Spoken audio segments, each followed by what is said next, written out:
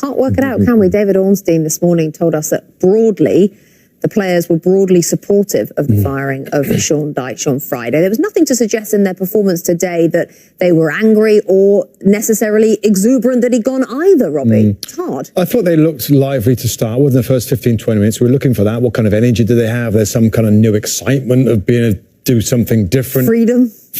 I mean, it's pretty much the same team as you'd expect under Sean Dyche. The game was kind of crazy. Could have gone either way. With a penalty, they could have won it. They probably certainly could have lost it towards the end with Pope saves, etc. So, I don't know, it's a difficult one. It's not a big budget. They don't spend a lot of money. They've been down the bottom of the league table, Rebecca. I get that the dressing room gets frustrated, maybe with the management, the way they're doing things, but he's doing his very best to keep the club in the Premier League. And now with 7 games left or whatever it is, they're interviewing managers and like, well, who's going to be next? And Thursday, Southampton at home, Turf Moor. Then we'll get some answers. What sort of energy? What's the stadium going to be like with that news? And what's the team going to look like? Anything different?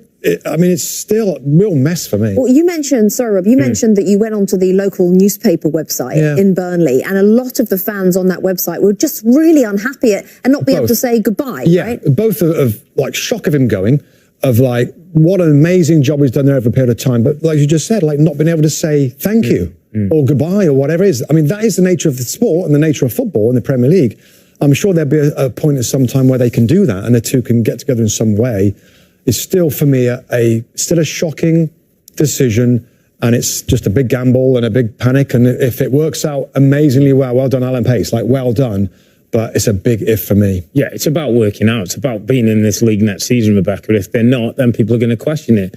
I think from a player's point of view, it's difficult because players have to get on with it, and that could be an important point that they've got today at West Ham. Yes, they would have wanted 3, but we're trying to read body language and if there's any signs and if it looks different than when Sean Dyche was there. But you're professional footballers, and regardless of what happens, you have to go out and do your best. How big a point, Robbie, is that? They're 3 points now from safety, but they've played a game more than Everton. I mean, you'd rather be in Everton's camp, wouldn't you? You would now.